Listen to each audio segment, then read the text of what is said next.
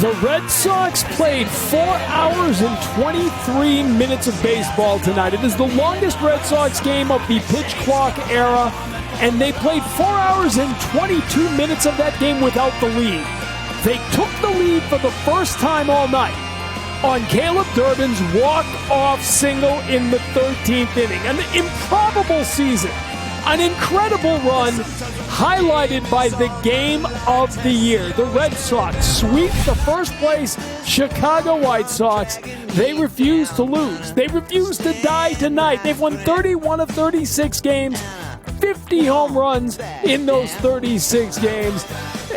17 of those wins, 17 consecutive wins in games against teams with winning records. This is unbelievable.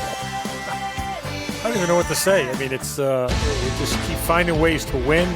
The resiliency, everybody contributing, good pitching. Bayo comes out, does a good job. The White Sox helped them out a lot tonight also, but they took advantage of it. It's just up and down the lineup. Every night it's somebody different. You got Jake Rogers, who hadn't caught any of these guys ever, coming in big spots, catching guys out of the pen he hasn't even played catch with before.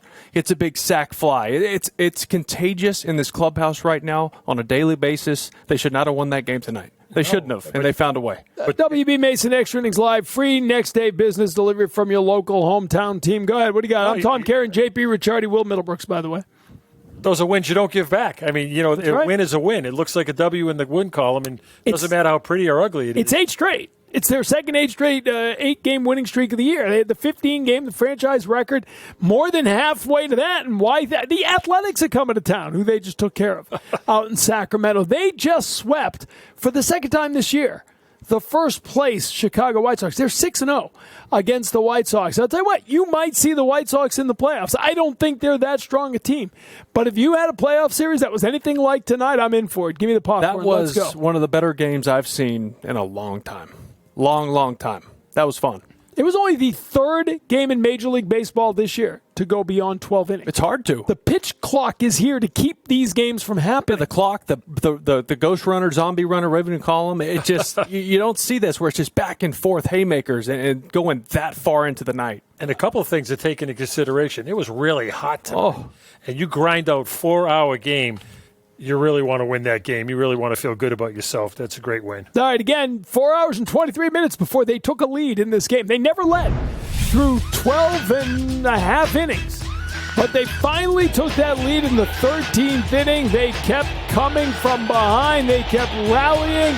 And Caleb Durbin, the Turbinator, is the Terminator because he terminates this game. Finally putting the White Sox out of their misery, and God, that had to feel good for the Red Sox. Grand slam in the first game. He gets the walk-off hit in this one. He played tremendous defense. He had some big hits throughout the series. See that game-winning RBI, 6 of them, only behind Wilson Contreras, 8 this season.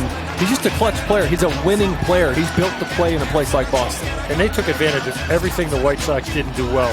Playing their outfield that deep with a runner on second, extra inning game. You got to be able to be in a position to throw a guy out. No position to throw a guy out. Third base coach makes a bad decision on Montgomery. A lot of things worked in their favor, and they took advantage of it. Red Sox had lost 46 of 47 games when trailing after 8 innings. Make it 46 out of 48. Crazy. Look how deep the set. Yeah, that's what I was just looking at. Why are you playing that deep? That is insane. So they take advantage of that. And I thought the third base coach really had a blunder there with Montgomery. Obviously, you've played it. Left field shallow. But Montgomery froze on the base hit. Right. Hold him up. Right. He still got his first and Coaches third. get tired too, I guess. Yeah. Our Subaru started the game brought to you by the Subaru dealers of New England. It is Caleb Durbin. What a turnaround he has had. You see, since June 18th, he has the third highest OPS in the American League. The two guys ahead of him are pretty good. Yordan Alvarez and Junior Caminero. That was the 5th consecutive inning the Red Sox scored at least a run. They had to come from behind in the 9th, in the 10th, in the 11th, and in the 12th before finally getting a chance to take a lead in the 13th, and they just refused to die. In the 9th inning, it's Abreu with a base hit. It's been more the same of the approach at the plate, right? Guys not up there trying to do too much. They're just trying to stay up the middle of the field, which keeps them on the off speed. You saw it on the game-winning hit. You saw it from the hit right there from Abreu, just taking what they give them. Look where that pitch is. That's down. That's a ball. Just goes down and gets it, drives it up the middle. Clutch. Then in the 10th inning, it was Monasterio, the doubles machine, getting one on the board. They needed to come back from 2, and this one down 9-7. Twice they came back from 2 runs down. This is another good at-bat. But just the resiliency, the never quit. I mean, and getting it from everybody. Jones gets a hit off a right-hander. He's been like 1 for 19 against him. This is just a ball out over the plate. Drops the head. How hot is Monasterio? Yeah, he's a doubles machine. Unreal right now. And then Anthony Siegler, everyone says, how long can you ride him? And anytime you're ready to count him out, he does something like this. Our game-changing drive brought to you by Audi. Siegler will tie this game up. Did we jump ahead to the 11th? We jumped ahead to the 11th. Take my word for it. Siegler tied the game up with a sacrifice fly in the 10th. And then Will Abreu with a sacrifice fly there in the 11th. And then we'll shoot ahead to the 12th. Jake Rogers, as you said, the catcher thrown into duty. He ends up tying the game again, 11-10, the sacrifice fly. And again, how many times, Will, early this season, we talked about their inability to put the ball in play with runners in scoring position. Now they did it 5 consecutive innings. They've been doing it for a month and a half, 2 months now, but you're doing it against some of these bullpen arms that are coming in. They're nasty. They have multiple pitches. They're throwing gas. And they get to 2 strikes, and they shorten up and just put the ball in play, and good things happen. Situational hitting and contact. Recipe for success. You got a sacrifice bunt in there. You had these 3 sacrifice flies in there. I can't read half of what happened anymore. This card is an absolute joke. Trying to make any sense of it, but I can tell you some of the key plays happening tonight were defensive as well, like in the 12th inning.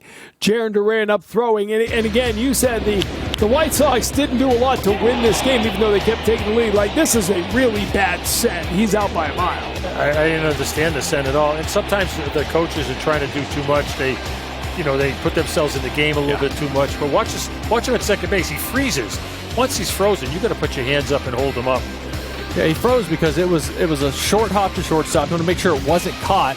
And that goes from us thinking, okay, this is a hard hit double play ball. You're going to get out of this to, oh no. And then Jaron comes up and look at this. Just a strike. And out by 3 steps. Not even close. That's a guy who can run.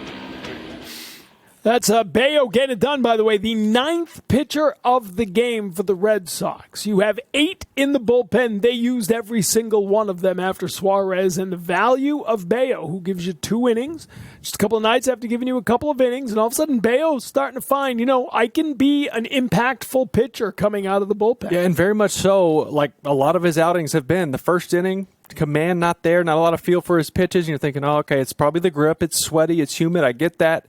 Gets the bases loaded, gets out of it. And then he comes back and just was nasty the second inning. With his fastball, he was going up with the 4-seam, the changeup had, and some good sweepers in there to lefty's back foot. It really looked good. And I think, like to your point, it took him an inning to kind of get adjusted. But once he did, he was nails after that.